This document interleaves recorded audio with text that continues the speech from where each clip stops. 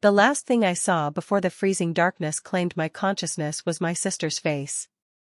It wasn't the face of a masked robber, nor a stranger who had stumbled upon my wreck. It was Nora's face, pale, beautiful, and completely devoid of warmth. The snowstorm was battering the mountain highway so violently that it felt like the landscape was being wiped out in real time. I lay pinned against the freezing asphalt, my legs partially trapped under the crumpled door of my SUV. One of my hands was buried deep in a drift of ice, the cold biting so hard it had gone numb. My vision kept flickering in and out, shifting from blinding white to absolute black. Then, two bright headlights cut through the blizzard and stopped behind my vehicle. I recognized the luxury black SUV instantly. It was Nora's. When she ran toward me, an overwhelming wave of relief washed over me. I remember trying to open my mouth to say her name, but my throat was too dry to make a sound. I reached my freezing fingers toward her. I saw the flash of recognition in her eyes when she realized I was still breathing, still alive. But she didn't call for help. Instead, she knelt down. Her gloved hands moved with chilling precision. She unzipped my heavy winter coat, reached into my chest pocket, and pulled out my smartphone. Then, she reached into the passenger footwell and grabbed my leather briefcase, which contained the only physical copies of our father's final trust amendments. I watched her through the haze of my fading vision. She stood up, turned around, and walked back to her car. The red glare of her taillights slowly vanished into the white screen of the blizzard. I was left alone in the freezing dark, unable to move, listening to the wind howl as the cold began to shut down my body. The next morning, I woke up the hospital room was quiet, save for the steady, rhythmic beeping of the heart monitor. Every breath I took felt like a burning blade pressing into my chest. Dr. Henderson explained that I had suffered a concussion, mild hypothermia, and 3 fractured ribs. "You're lucky a state highway snowplow driver spotted your taillights when he did, Major," Dr. Henderson said, adjusting my foreline. "Another hour in that cold, and your organs would have shut down." "My phone, and my briefcase," I rasped, my throat raw. "Did the rescue team find them?" "No," the doctor said, shaking his head. "Your vehicle was completely empty when the police arrived." The realization settled in my chest like a block of ice. Nora had the documents. She had my phone. She was currently isolating me, cutting off my connection to the outside world while she figured out her next move. My mind flashed back to the previous afternoon. Nora and I had sat in the polished conference room of Robert Croft, our family's estate attorney.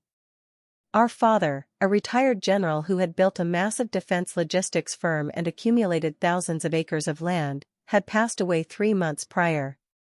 Nora had arrived at the meeting expecting to be named the executor of the estate. She was the older sister, the socialite who had stayed close to home, while I had spent my 20s deployed in barracks and overseas bases. But Robert Croft had delivered a devastating blow to her plans. He read the final clause of our father's trust, because of her years of disciplined military service, leadership under pressure, and active security clearances, I designate my daughter, Clara Vance, as the sole trustee and executor of the Vance Family Trust. Nora's face had twisted in silent fury. She received a generous inheritance of several $1,000,000, but she would have zero control over the family business or the land leases. I would hold the keys. After the meeting, she had forced a sweet smile and suggested we get coffee. "A peace offering, Clara," she had said, handing me a paper cup outside the building. "We shouldn't let money ruin our bond." Before I could process the depth of my sister's betrayal, a knock came at the door. Detective Sterling from the state police entered. He was a stern, observant man who had spent 20 years investigating accidents on the mountain passes. "Major Vance," Detective Sterling said, pulling a chair close. "We've been reviewing the circumstances of your crash. The highway maintenance snowplow that found you was equipped with an active dashboard camera. We've pulled the footage." He opened his laptop and played the video for me and Dr. Henderson. The video was grainy, filtered through the swirling white snow of the blizzard. It showed my SUV nose down in the ditch. A minute later, a large black SUV pulled up behind it. A woman in a cream-colored coat walked down the embankment. She spent nearly 4 minutes inside my vehicle, reaching across my body. She retrieved my phone, my briefcase, and then walked back to her car, driving away without ever reaching for her phone to call 911. "The license plate is registered to your sister, Nora Vance," Detective Sterling said, his eyes scanning my face for a reaction. "We also ran a laboratory analysis on the coffee cup we found in your cup holder. It contained traces of a high-dose, fast-acting military sedative. The same sedative Dr. Henderson found in your blood." My heart monitor beeped rapidly. I forced myself to take a slow, deep breath, activating the mental training I had used during high-stress intelligence operations. "Why did she do it?" Detective Sterling asked. "Leaving someone to freeze in a storm is a death sentence." "The trust," I explained. "Under my father's estate rules, if the designated executor dies or is declared medically incapacitated before the final signing of the transfer." By Friday afternoon, the hospital room had turned into a command center. Robert Croft arrived, looking exhausted. He carried a stack of financial documents that he had subpoenaed from the trust office. "Clara," Robert said, his voice hushed. "It's worse than we thought. Nora isn't just greedy. She is completely desperate." He spread the financial records across my bed tray. "Over the past 3 years, Nora has lost over $3 million in bad real estate investments in the Caribbean. She took out private loans from high-interest offshore lenders, securing those loans against her future inheritance. Her creditors have been threatening to seize her personal assets if she doesn't pay them by the end of this month. So she promised them she would have control of the Vance Trust," I said, realizing the timeline. "Exactly," Robert said. "She told them she would liquidate some of the trust's land leases to pay them back. But when your father left you in control, her plan fell apart.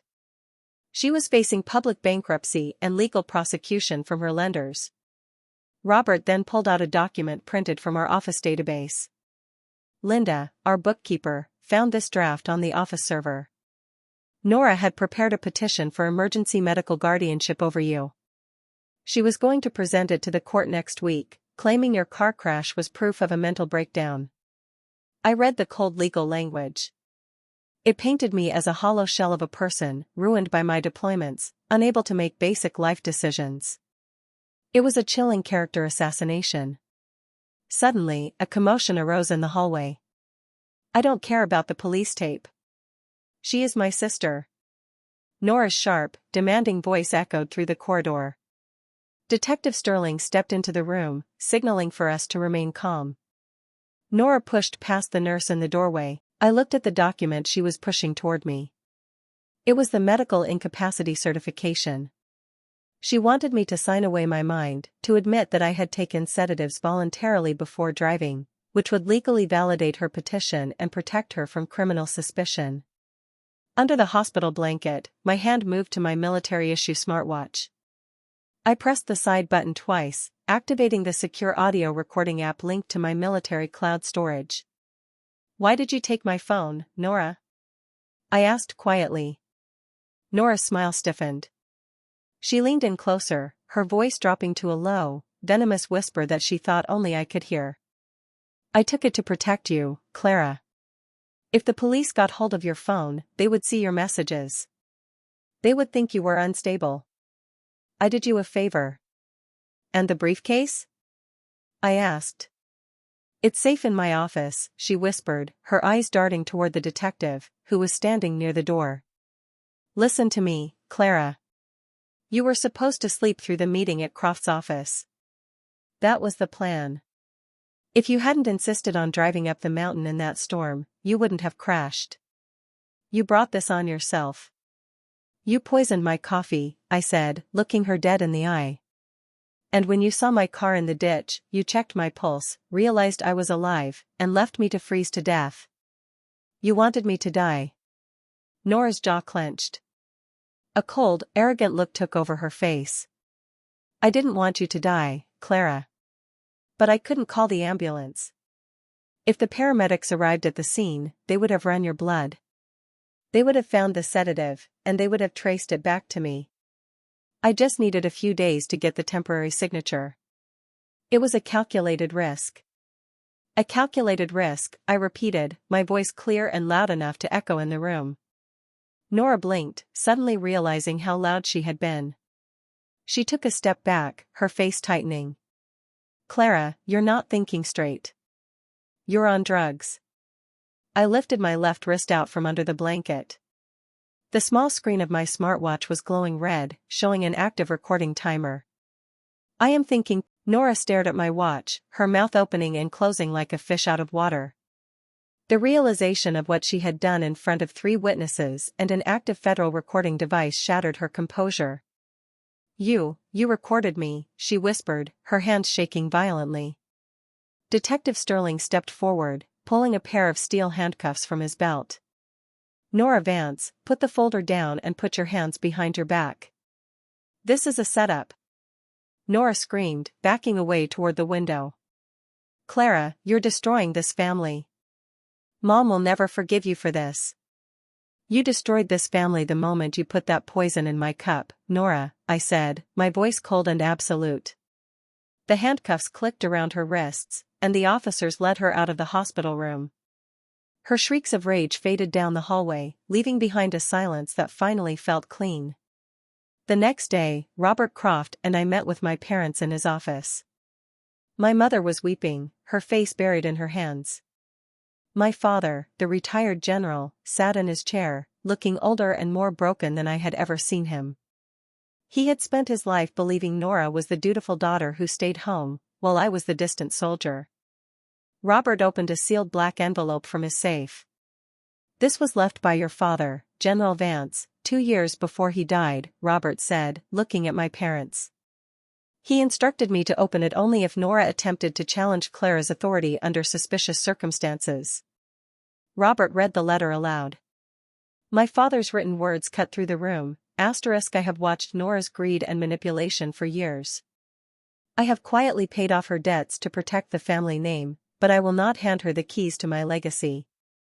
Clara has served her country with honor and discipline. She is the only one I trust to protect this family. If Nora tries to take this trust by force or deceit, let this letter stand as my final warning. Nora is to be cut off from all family assets permanently." My mother looked up, her eyes red from crying. She walked over to me, her hands trembling as she took mine. "Clara. I am so sorry. I should have believed you. I should have seen what she was doing." "It's okay, Mom," I said, pulling her into a hug. "It's over now." Nora's criminal trial lasted for nearly a year. The evidence was overwhelming: the snowplow dashcam footage, the toxicology report, the bank records showing her massive debts, and the audio recording from the hospital room. She accepted a plea deal and was sentenced to 12 years in a federal penitentiary. I stood by the highway where my SUV had crashed. The snow had melted, replaced by green summer grass blowing in the wind. Detective Sterling and Robert stood beside me. For months, I had thought that victory would feel like revenge. But standing there, looking at the open sky, I realized that true victory wasn't about putting Nora in prison. It was about reclaiming my own story. It was about realizing that I didn't need my family's permission to be strong, and that the truth is the only anchor that survives the storm. My father's trust is secure, and my family is finally healing. The system is stable, and the air is clear. If you believe that protecting the truth is the bravest thing a person can do, leave the word "restore" in the comments below. Thank you for listening, and subscribe for the next journey.